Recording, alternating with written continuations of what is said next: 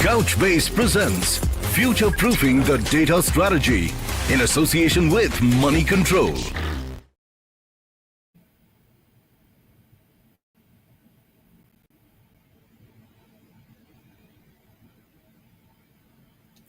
Hello and welcome to Couchbase presents Future-Proofing the Data Strategy in association with Moneycontrol. I'm Ritu Bhandari, and today we are diving into a theme that's everywhere, in boardrooms, in brainstorms, and now in your webinar feed. We are calling it the AI way from hype to practical value. Artificial intelligence has gone from being a buzz term to business strategy. But here's the catch. According to a recent PwC survey, nearly 84% of companies globally say AI will give them a competitive edge, but less than 20% have actually scaled it successfully beyond pilot projects. Why? Because somewhere between hype and implementation, we hit roadblocks, from messy data foundations to regulation puzzles, from proof of concept fatigue to talent gaps. And as AI moves from experimentation to enterprise core, every organization, whether in banking, insurance, or manufacturing, is asking, how do we make AI truly work for us? That's what we are decoding today, not just the technology, but the strategy, structure, and discipline that turns AI from a promise into measurable business impact. And to do that, we have with us four stellar leaders shaping the AI narrative in their respective sectors. Gaurav Chaudhri, CTO of Reliance General Insurance. Rajesh Chaudhri, CIO of CSB Bank. Arujh Gopal, Regional Business Leader at Couchbase. And Raje, Group CIO at Jaquar and Company. Gentlemen, thank you so much for joining us. Welcome to the show. Let's begin by breaking some myths around artificial intelligence. And Gaurav, if I may start with you. Now, every organization wants to jump on the AI bandwagon, but not all get it right. What are some of the most common misconceptions about AI adoption that you've seen both within tech teams and within leadership that perhaps time and experience have helped you dispel?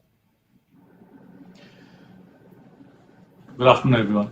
So I think the first area which one needs to understand is, like in any tech-driven rollout which happens, whether it was blockchain some time ago or the like, there is an S-curve which is there. Okay, first there's the hype cycle, and then of course reality dawns, and over time you'll see that the adoption increases. Along with the adoption, of course, comes the fact that companies mature, companies understand what AI brings to the table, and also the fact that the funding comes in. That's the most important. And once companies, the boards, and the management realizes that there is going to be a tangible benefit which comes along with this, that is when you really see the rubber hitting the road, and of course companies trying to not only adopt but adopt at large scale. So that, in a nutshell, is what every company needs to be careful about. That do not ride the hype wave. Be careful in selecting your use cases. Pick up use cases where you feel that the company is not, really going to put in a lot of moolah, and it turns out that things are not working out. So you have to pick your use cases, you pick your battles, and then you try and roll them out. And once the strategy is solidified, you've seen the use cases work, that is when you start to go to the next phase. Right. Okay. Important to pick the battles. Rajesh, if I can come to you next. In banking, where compliance and customer trust are really non-negotiable, where do you see AI bringing the most value today? And how do you make sure that it's more than just a headline, that it's actually moving the needle when it comes to operations or when it comes to risk management? Well, Ritu, thank you for having me. Good afternoon, everybody. Banking is dealing with public money, so we are very cautious about looking at every technology we adopt to ensure that we are compliant. There is a very strong compliance regime, and that's what we are doing from the artificial intelligence adoption perspective as well. If we look at AI, I think it has got very strong potential, and at a board level, at an executive level, we are discussing various aspects. So areas like customer acquisition, for example, areas like customer services, for example, HR, for example, operations. These are some of the areas where we feel that it can add tremendous value. We are in the initial stages of adoption uh, from AI perspective, and we have created certain use cases which we are working on at this point of time.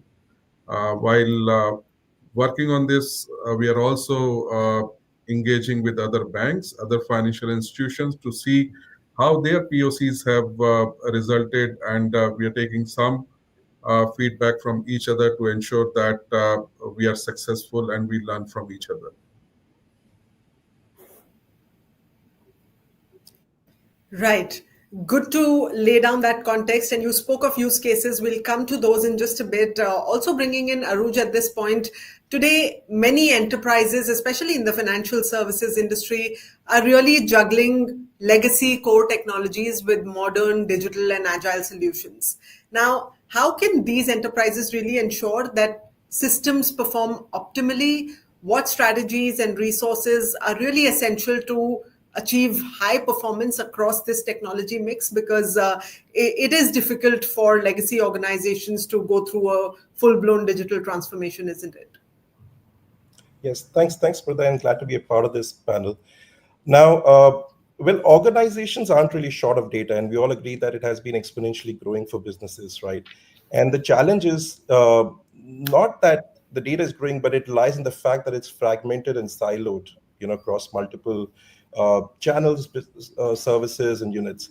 Now, most of the banks, as far as my conversations have been, and enterprises, still operate on monolithic, vertically scaled architectures that are very difficult to scale, expensive to maintain, and have very limitations in terms of performance that they get out of those systems. Lack of active clustering, replication, flexibility, real-time responsiveness. These are all very essential aspects, which every organization looks for today. So they're practically involved, but the future looks very different. So as what we suggest, right? So replacing the core immediately, is not what we actually suggest, right? So in fact, there are two different paths that we look at. Once a customer or an enterprise is juggling with legacy systems, is either you re-platform, modernize, and both leading to simplifying your current architectures. And maybe some of the examples that I can take is Amadeus, the world's largest travel platform. They literally re-platformed from Oracle and Memcache to Couchbase, so where they're now today doing 20 million operations per second and have managing about 180 plus terabytes of data with about 2.5 sub-millisecond. So in short, I mean, typically we look at re-platforming or we modernize it by having one database that caters to many other data services that an enterprise would be really looking at. Great. Thank you. Thank you for those insights, and also bringing in Ninad at this point. Now, Ninad, you've often said that AI should augment, not replace human capability. When you're scaling AI-led systems in a legacy manufacturing setup, what kind of guardrails are you really putting in to ensure that automation doesn't undermine trust? Now, whether it's trust with employees, whether it's trust with customers, how do you really ensure that trust remains intact even as you automate entire processes and even the manufacturing shop floor for that matter? Thank you, Madhur. It's always a pleasure to be a part of these kind of talk shows. It just really helps our own learning, and it feels absolutely brilliant to be sharing these kind of anecdotes with the larger audience as well. So thank you so much, and a good afternoon to everybody.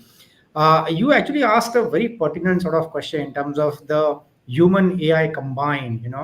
So how does one build trustworthy system? And that's where the human comes into picture. I've always sort of believed AI should rather augment human intelligence, not really replace it at all.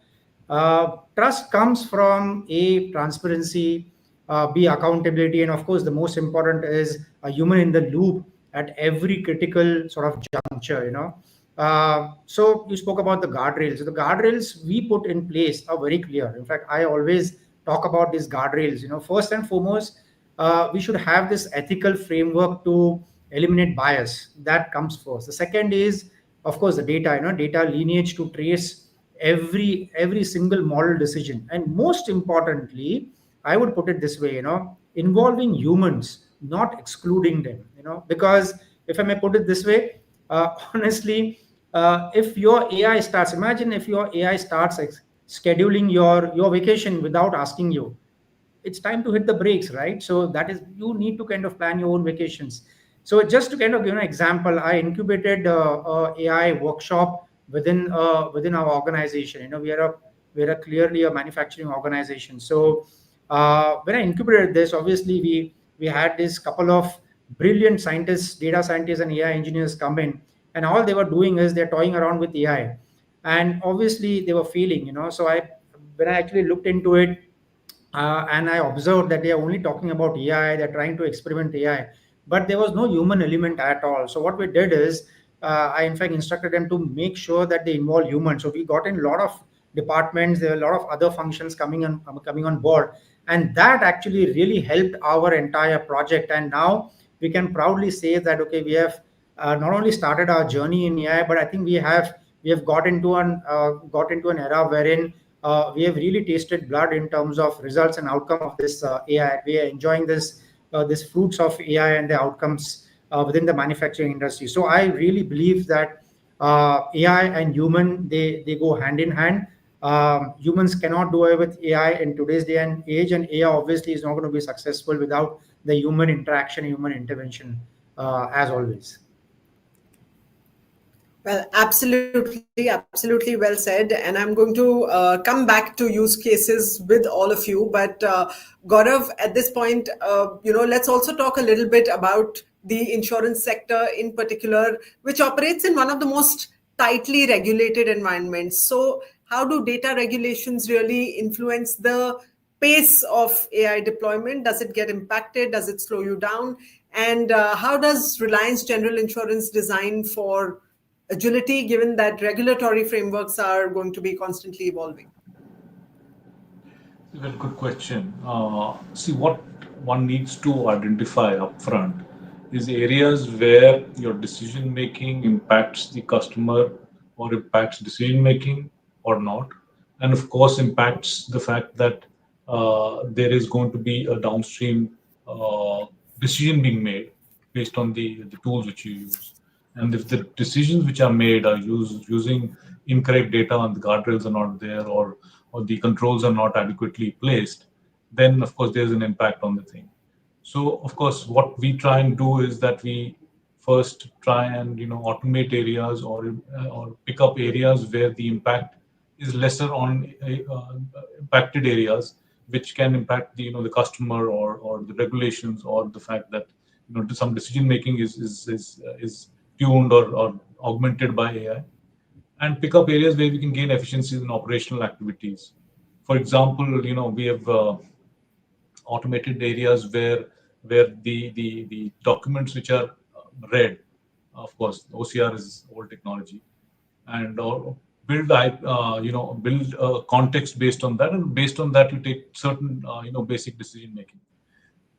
As Rinat said, we have to ensure that there is a human around in order to validate that the decisions which are being made are not getting run away with the and getting mixed with biases which they have done. For example, a lot of claims which come in, a lot of the claims which come in, whether it is a motor claim or a health claim, we can automate some decision making on the basis of the fact that the documents which have come in, it's very easy for an AI or an LLM model for it to understand and to take context-based decisioning. But we have not ventured down that stream yet. What we are doing is we are augmenting the decision making of the claim manager in order for him to take decisions which are there. And of course, checking the sources of data is very important. So in case we are analyzing a health claim, for instance, we will of course will make sure that the LLMs which are used for that are from certified sources, from medical sources, medical textbooks. So we don't get biases which are of course they are available in the internet. So those are kind of things we have to ensure that the decision making is appropriate and not impacting this thing. Because of course tomorrow we have to justify that the same decision to the regulators as well, to the customers, to the clients, and so on and so forth.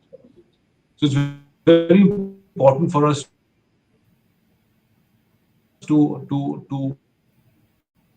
take baby steps and to ensure that the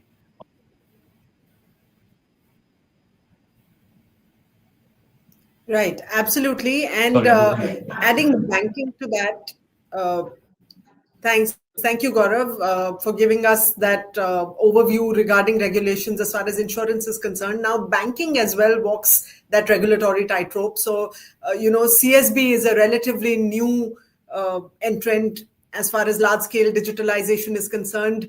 Rajesh, how are you turning that late start into a definite advantage? Are there mistakes made by other early adopters that you are consciously avoiding? Yeah. Well, I think all of us have learnings from different phases of our lives. So, of course, we have got a lot of information which is available in the public domain, and we are definitely making good use of that in CSB Bank's SBS 2030 strategy, the strategy what we are executing at this point of time. As a bank, while we are 105-year-old, but at the same time, we call ourselves a 100-year-old startup. So we are rebuilding everything from scratch in the bank. So the entire technology stack has been created afresh. So this has been done over the last 3 years. So we have got the right foundation in place, be it from core banking perspective, payment systems, channels, data centers, HR system, compliance system, finance system, risk system. So we have got a good foundation, and the time is absolutely ripe to put different experience layer for our customer, for our employees likewise. And this is the right time for us to explore technologies like AI appropriately to ensure that we can give different experience to our customers and different experience to our staff. But while we talk about giving experience, business is important. So, and we have seen from the history that technology becomes relevant only when it starts making significant contribution in the revenue and the profit line. So we are asking that question that while we are focusing on the different elements, does it have the right potential to generate revenue for the bank? And that's what is leading us to the use cases. And we are asking ourselves that can AI be used for underwriting, for example? And there are mixed responses what we have seen. We are asking question that what areas of customer acquisition we can do using AI. Can AI be used doing complete digital online acquisition for the retail customers? To what extent it can be used for small and medium enterprises? And these are the use cases, these are the areas what we are exploring. Some of these are in the advanced stages, but at the same time, we are hit certain roadblocks also because we are not sure if there are all the answers known at this point of time. And then we are going back to the OEM, we are going back to anybody and everybody who may have the answer. And what we have seen is that not everybody has all the answer. They're also searching for those answers. But I think customer service, operations, HR, these are definitely are the areas which we strongly believe that there is strong potential. Revenue generating use cases, I think we are still in the exploratory stage, and only the time will tell what is the art of possible. Right.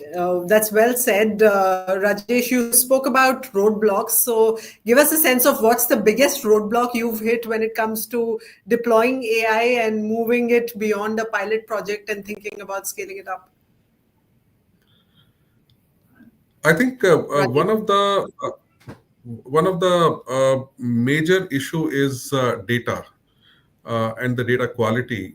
What we have seen is that being a bank or being any enterprise for that matter, you've got a number of application, number of databases, and your data is scattered across different application, different data warehouses, different data marts, and the logic what has been applied in these databases is uh, relatively different because these applications were bought or adopted at the different stages of the banking life cycle, our journey, and the schemas are different, the way the data templates are, those are different, and when we are trying to bring all of this data together and trying to make this information talk to each other and come in a synchronized way for these use cases, it is working out to be a difficult task.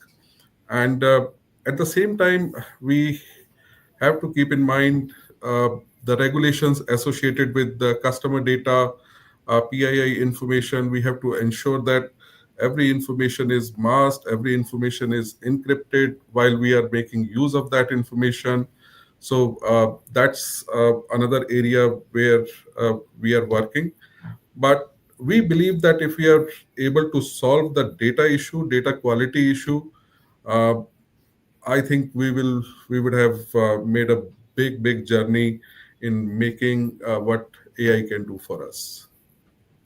Right. Data quality is clearly an issue. And Ninad, I want you to chime in on that as well, because you've often spoken about data hygiene, but let's go one step deeper. Let's talk about data discipline. How do you really enforce data discipline across teams and plants in a large manufacturing organization? Any lessons or frameworks that have definitely worked for you?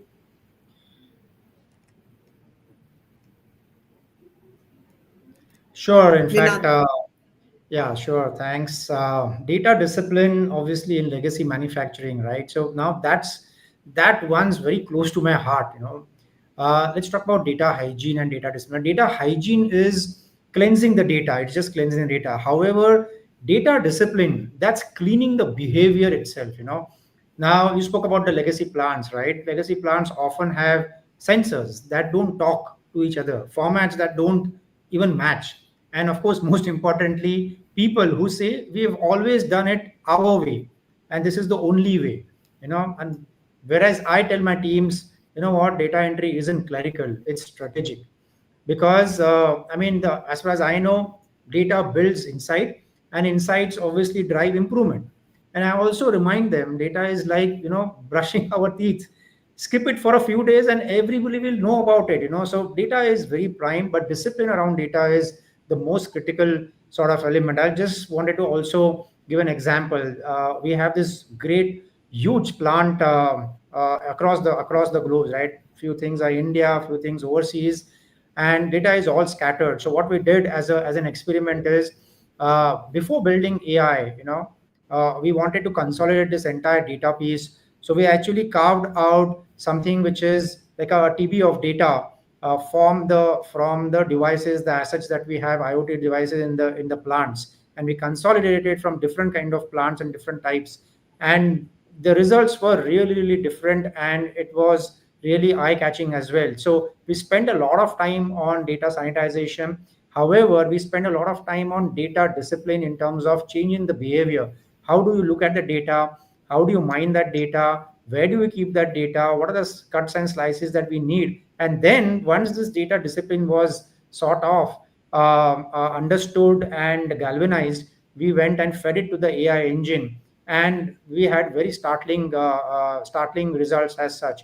We did a as is and a to be concept, wherein the initial as is concept just gave us like 10-12% of results. The moment we consolidated data, brought in this data discipline and behavior, then we fed it to AI, the results were almost like 70-72%. So I really believe that it's a combination of data hygiene, but most importantly, it's data discipline, cleansing the behavior of all our people.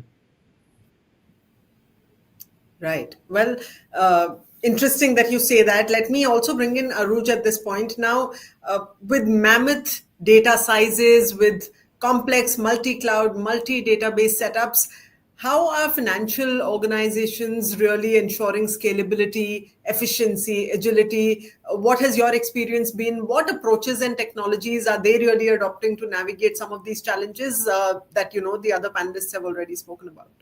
Sure, Nida. Thanks. Well, if you look at the FSI and definitely the enterprises landscape today, right? The biggest challenge is, as I'm aligned to everybody's inputs, and glad I was able to hear that data is sitting in different sources, systems siloed, and obviously getting a logical outcome out of those data is one of the biggest problems today. It's across different clouds, different databases, different geographies eventually, right? The challenge is like maybe for a bank, we need fraud detection, ML analytics to happen right at the edge where data is created, not just go back in the core systems and the response times are slower. At the same time, we're dealing with too many data services, which adds integrations overhead, cost and as well as complexity. And mostly, and it's rightly said, everybody has legacy systems today which don't scale very easily, and we can't keep throwing hardware at them and data sprawl and heavy ETL pipelines. It's actually killing the performance that any enterprise that's really looking at today. So most of the organization today is also dealing with unpredictable growth, right? And finally, cost, right? Maintaining everything with the high demand, paying peak prices even when systems are idle, it's a big challenge. So what's really needed is actually a nimble, flexible database that works seamlessly with both legacy as well as modern applications, right? Without, in fact, breaking the existing system. As I said, we either re-platform or modernize, but modernize is a much more simpler way of, how we look at it. And Couchbase aligns pretty much from a scalability standpoint. We can scale across regions, clouds, channels. To address this, we provide like a distributed horizontal scalable architectures where we can handle millions of transactions per second, aligned to how the organizations are growing today, right? From an efficiency standpoint, we're doing more with less. We understand that there are, for basic fundamental application requirements, we're using many data services, right? You would actually want to have one data platform which is unified across transactional, caching for performance, analytical. You're able to do full text search. You're able to run AI vector workloads, and all of that running on a single engine. And of course, which eventually is helping you into, launching new digital experiences faster, because you don't really need to explore any new data service. So Couchbase, at the outset, considering being a multi-model, we are able to cater from transactions to analytics, and in fact now to vector or AI on a single platform itself. Yeah. All right. Well, we've been talking a lot about data. I'm also going to add the layer of culture, of people to this, because organizations, of course, are made up of people. Gaurav, if I may come to you now, as the insurance sector moves towards a more intelligent, adaptive future, how does that really change the nature of data architectures and organizational culture? Do you see decision making becoming more decentralized, powered by data at every level? What are the things that have changed within your organization? I think that's the most difficult aspect of any area and any adoption, which is change, and that's been, of course, it's an uphill battle, because you have to ensure that everybody is on board first of all, from the top down, especially the board, and the fact that there are compliances which need to be followed, and over and above that, you have to ensure that whatever area you're touching, that the entire vertical, understands the implications of that, understands the compliance challenges around that, and of course, then comes the adoption. Building a solution is fine. A lot of times, there's challenges with adoption, where we can make things happen. Same thing. It's like computerization 2.0, where everybody is resisting the change at the beginning, and once they see the value, and that's where they jump onto the bandwagon. But that takes time. I think the adoption curve is a slow battle. People trying to just figure out how vast and capable this the AI adoption is itself a journey. And we at our company, we are trying to make sure that from the board downwards, we make the right noises, make sure that people understand the capabilities. Even at the management level, the capabilities have to be understood at each and every department. A claims AI journey is completely different from our underwriting journey. Same thing maybe goes for our operations and services, customer services. So each area needs to be brought on board. Each department needs to understand the pros and cons of each of the things they are adopting. For example, we have taken image analytics as one of the challenges, and we started about 2 years back, and in the midst the LLMs came in, and now we are of course changing the vendors and changing the way we are doing it, basically, which is understanding the damage of a car based on the inputs which are coming, whether it's video or a photograph. And depending on the damages and depending on the thing, this augments the claim manager's role. Of course, in some cases, we have automated it also. For example, where it's a yes or a no decision. For example, breakage to a windscreen. It's a yes and no. There is no value add which a claim manager can do in that. So some adoptions are picking up fast, especially areas where operational activity is there, and then it is easier to sell. But wherever there is complex decision making, for example, underwriting is complex decision making, there is where the challenge comes in, and where we have to be very cautious. And of course, the people also acceptance is there, because human element is involved. Yes, absolutely. Rajesh, coming to you with that now, when we talk about designing data pipelines for scale, what are some of the vulnerabilities you've had to be especially mindful of, whether in terms of, talent, in terms of tech, in terms of data vulnerabilities, any specific challenges you've faced at CSB Bank, and how have you really tackled them? Well, we are still in the journey, and we are going through that process. And as I said, the challenges are numerous. Some of those you alluded yourself. So bringing all the type of data together. So we have got applications which are significantly dated. We have got customers who have done banking with us for 3 generations, and the data as old as that, sitting in different kind of databases, and making sense from all of that, because ultimately these are the customers for whom we are going to do banking with, has been a very, very difficult task.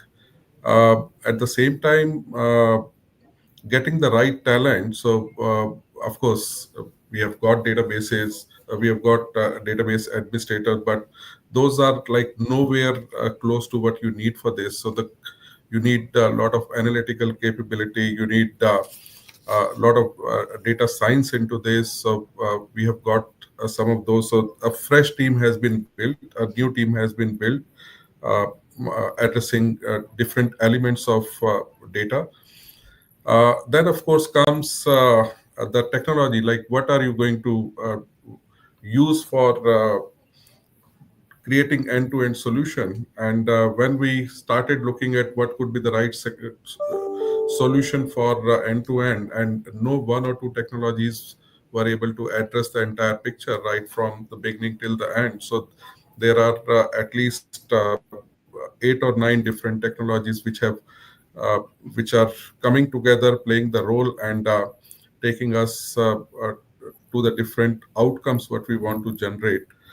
Uh, it's a it's a long work, a lot of patience, a lot of hard work, a lot of good people, a lot of investment, all of that coming together and then creating that magic. And even after doing that hard work, if you don't get that outcome what you're dreaming of, that's not a great experience, but you will go through those stages. So some of the use cases like we tried didn't give us the desired result, but just need to keep looking at what learnings you have and then keep going for the another one. And of course, we have got partners like Couchbase and many more in the industry who are there to help and guide, and we take their guidance and keep looking for the better outcome. Right. Indeed. Time, patience, and all of that to be done at a speed because technology is continuously evolving. In fact, this year, the buzz term is agentic AI. So, Ninad, let me come to you with that. Now, when businesses start embedding autonomous agents and generative AI into their everyday operations, what kind of hurdles tend to surface? Whether we talk about technology, we talk about talent, or we talk about organizational readiness. And at Jaguar, are you talking about Gen AI? Have you reached agentic AI yet? Any explorations happening in these fields? Well, Mridul, I mean, the world is going abuzz with generative AI, and of course, now the new avatar, the new kid in the on the block is the agentic AI and the AI agents, right? So, yes, in fact, we are toying with both aspects, both Gen AI as well as agentic AI as well. And when we are trying to experiment and we are trying to sort of implement certain initiatives, they are bound to be bottlenecks. They will be bound to be hurdles as well. Now, in my opinion, in our experience, the biggest technical bottleneck, I'll split it into two sections, right? One is a technical bottleneck, and the second is the organizational bottleneck. Now, the biggest technical bottleneck, that is what I have observed, is the fragmented data. I'm sure everybody agrees to this. The second, rather the larger one, is the organizational bottleneck. Now, the organizational bottleneck is nothing but fragmented mindset. Everyone wants AI magic. Like AI is the new magic wand, but without fixing the data plumbing first. If you don't fix the data and the plumbing, obviously AI is not going to be doing any kind of magic. That's like, let me try and give you an analogy. That's like trying to run a Formula One on village roads, right? You need a track before the turbo. So obviously the bottlenecks, and of course I've seen companies dreaming of chat GPT level intelligence, while still running Excel. You can't just have this. Now let's fix the pipes before we invite the genie in the room. So I would suggest that the biggest thing element in this is the organizational fragmented mindset. We have to make sure, and I keep talking about this. To me, technology is the easier kill. To be very honest, it is the organizational mindset, the culture. Mridul, you spoke about the culture as well. So the behavior and the mindset has to change. It is not about AI, and just because everybody is jumping in the bandwagon, even we have to jump into the bandwagon and make sure that it is successful. It can only be successful if our mindset changes. We bring in AI only if and when our data is appropriate in relevant places. B, we are looking at outcomes and results which are not quick, but we need to have patience. We need to give it some time. We need to do some experiments. We should be ready to fail. And of course, if we are failing, we fail fast, but then we move on. And I mean, even the largest of scientists doing a lot of coming up with a lot of breakthroughs, they have gone ahead and failed and experimented, right? So we have to be patient. We have to give it time and give it around 2-3 months and then look at the results as such. So AI is not magic. We have to kind of be patient with it, and we should be able to overcome all these bottlenecks and hurdles. The biggest being the fragmented mindset, and there are ways and methods of sort of overcoming the fragmented mindset. Collaboration, coordination, making sure that we educate the masses out here within the organization what to expect, when to expect, and what are the results?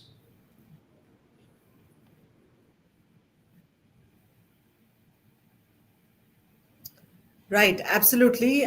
We are in the era of collaboration, like you said, and we are also in the era of customization.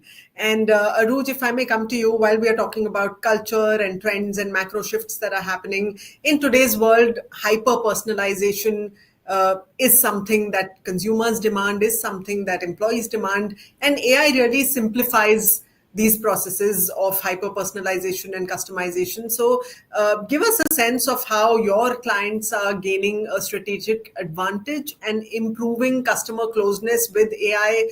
What sort of innovative methods are they using to really personalize their services, also very affordably and effectively? Sure, brother. Thanks. Thanks for that question. And I think great insights, because it completely aligns with with what Couchbase really does today, and the reason why it's gaining a lot of momentum in the industry.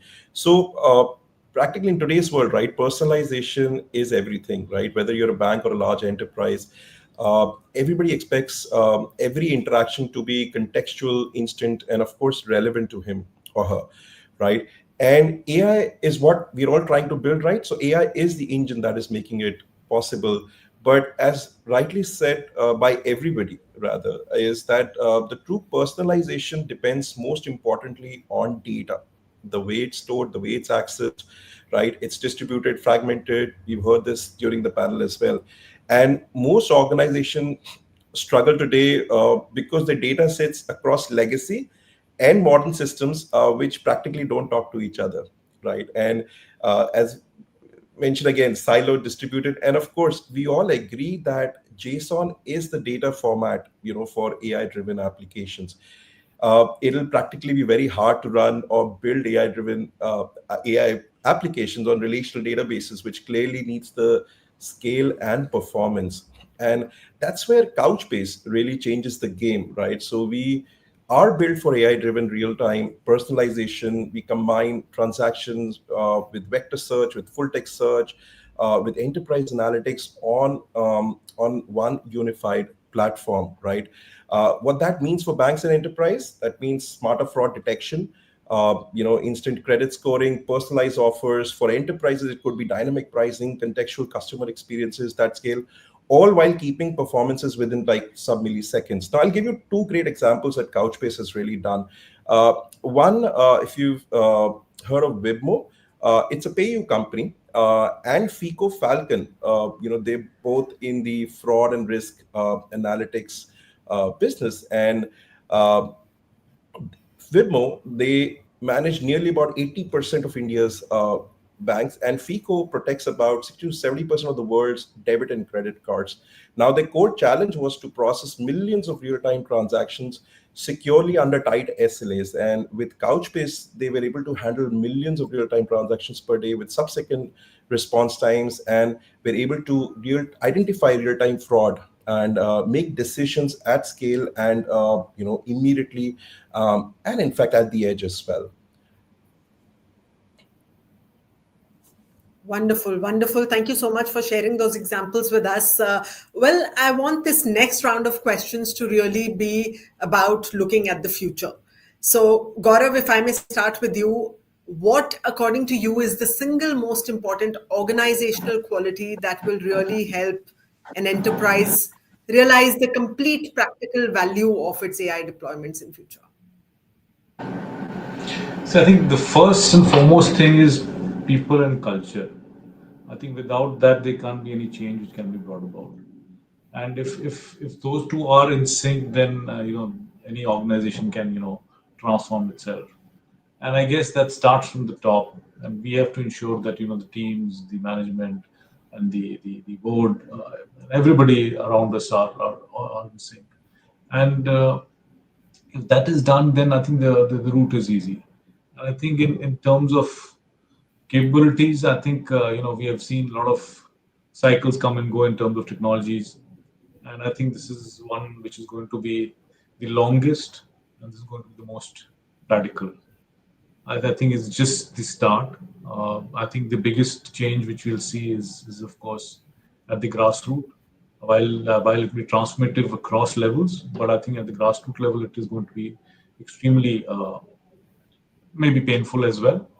And what we need to do is those companies which can adopt fast, okay, and fail fast and learn fast from these changes and adapt these changes. Those are the ones which are going to succeed. And these things like agentic AI, we spoke about this. That agentic AI, there are a lot of use cases which can be functional and can turn around within weeks if possible. A lot of companies are doing that, and yet there are areas, for example, coding, where we'll see the adoption of it go in fits and starts over the next decade. But is it here to stay? Of course, it is here to stay. Is it going to transform everybody equally? May not. May not. There are areas where we'll see that companies are adopting fast. There are fields where the skills can be replaced. There are areas where skills can't be replaced. And one has to be smart enough to understand what happens, where it happens, and how you can adopt it in which vertical, and where you can see value coming in. And eventually, it can't be about efficiencies only. Okay, you have to also see where it can really add value and transform the business itself. So that's in a nutshell what I feel the future holds. Right, absolutely has to flow top down from the C-suite.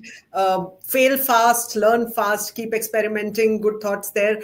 Rajesh, coming to you next. Any tips or tricks to accelerate the AI maturity curve at a bank in particular? Any specific, examples that you can share with us? Any tools, frameworks that you've applied at CSB to really add pace to your AI deployments? Yeah. Yeah, of course. So I think anything new you bring in the environment, success should be tasted as soon as possible. Otherwise, there is significant resistance that start building up at different levels. So do simple stuff. Identify very simple use cases which can give quick result. Case in point, if I have to see my salary slip today, I need to go enter into the HR system, log in, go to a particular option, click there, download, and see the pay slip. What if I have got a prompt and I say, please send the salary slip of Rajesh Choudhary, employee number this, to this email ID, and that prompt sends the salary slip immediately to either my WhatsApp or either my mail. It's done. So like the number of steps, like 3, 4, 5, 6 steps, we have just cut down into a single step. Very simple, very basic. Not doesn't deal with a lot of complex data, but just gets extract. And suddenly, if you put few kiosks at different places in the office building, and you have got a very simple use case, and employees are very happy. They have tasted one simple element of artificial intelligence in their life. So these are the things which helps build trust, confidence, and people start believing that no, AI is possible. It can do things for us. So I think that's what I'll start with, doing simple stuff, keeping it very basic, and delivering success. Right. Well, absolutely right.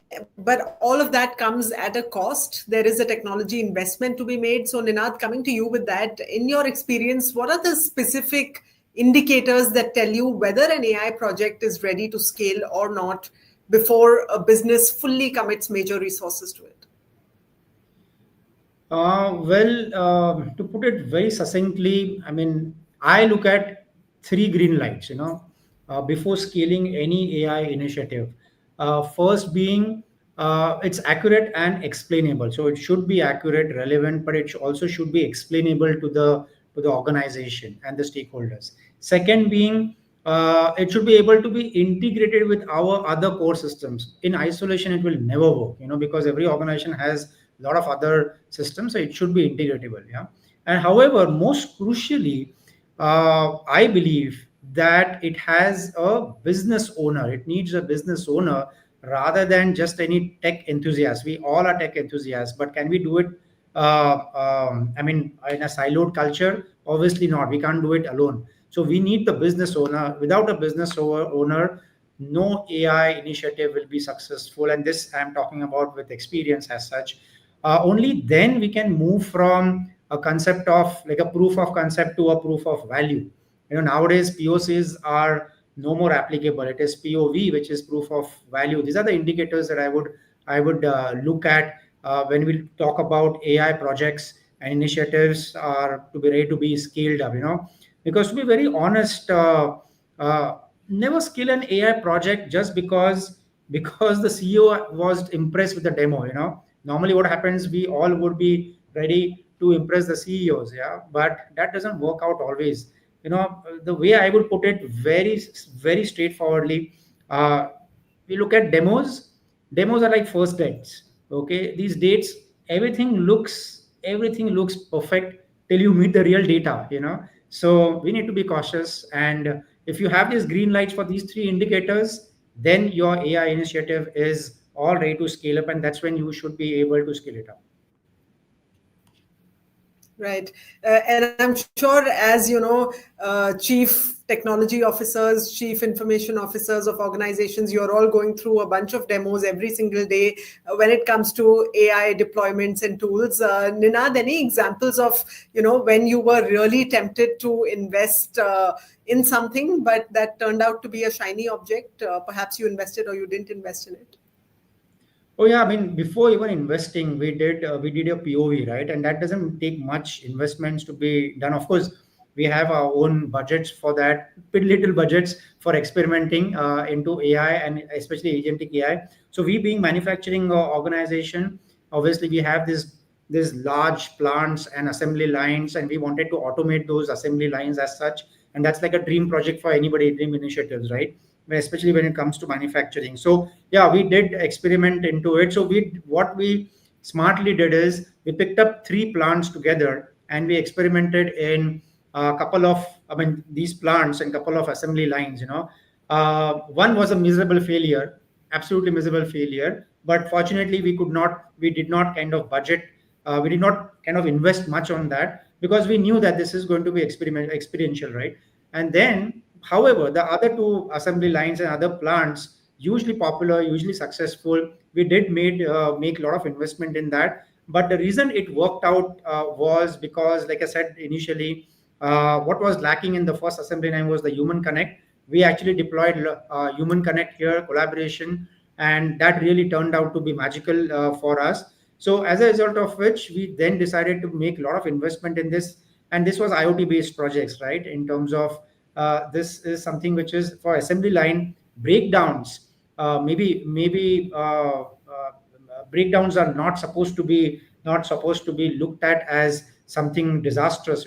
These are like our blood, and we are supposed to not have any breakdowns.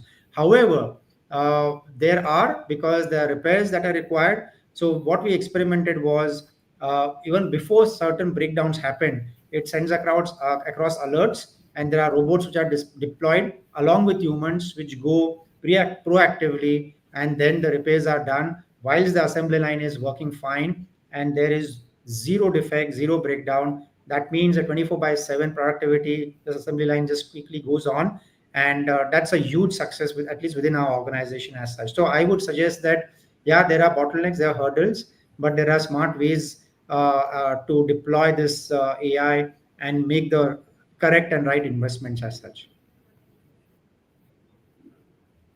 Right. Thank you. Thank you for sharing that experience.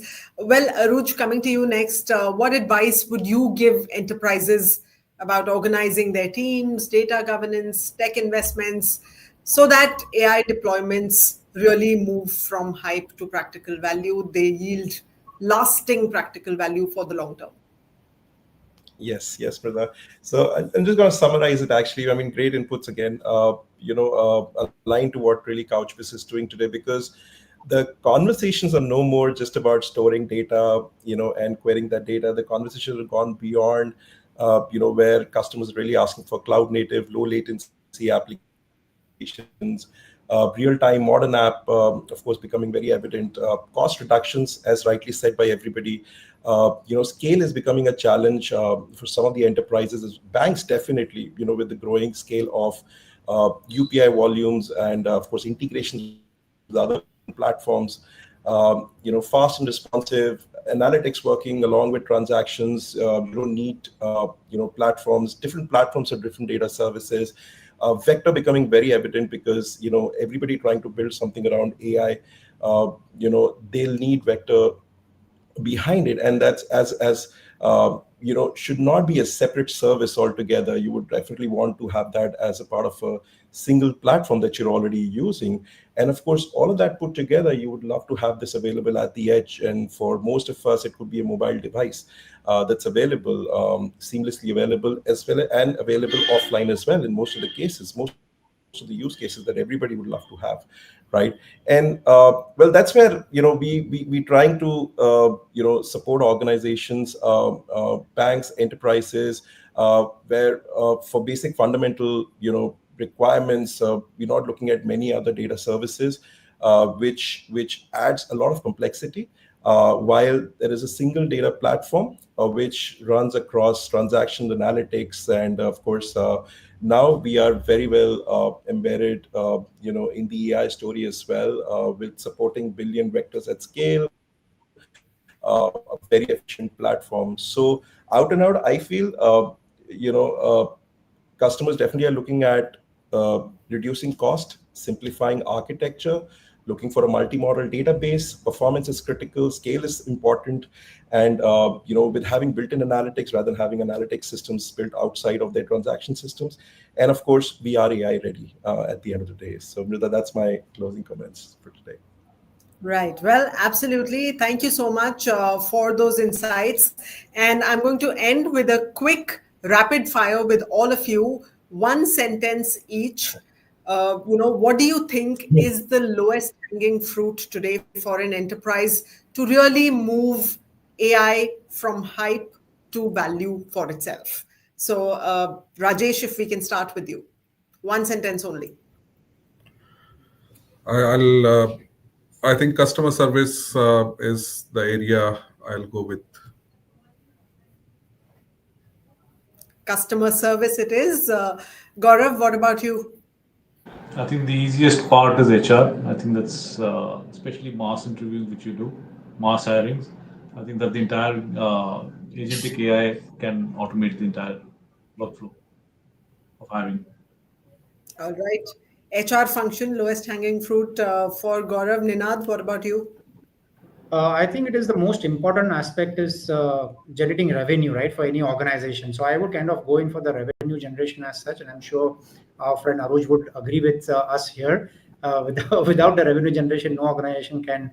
It is like the fuel, right? So the lowest hanging fruit would be revenue generation, and the reason I'm saying this is because we successfully deployed that as such. And as a closing comment, I would say AI is like Wi-Fi, No one brags about having it, but you can't work without it anymore.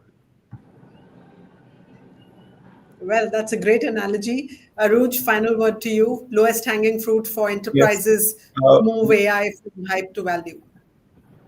Right, I agree to Ninad. So for me, I think the many conversations that we've had, with many enterprises as well as banks, I think hyper-personalization is becoming extremely important, which is improving the customer journey, with and their interactions with the customers. So I think it could be agentic, it could be any form, but hyper-personalization is something extremely, extremely important today.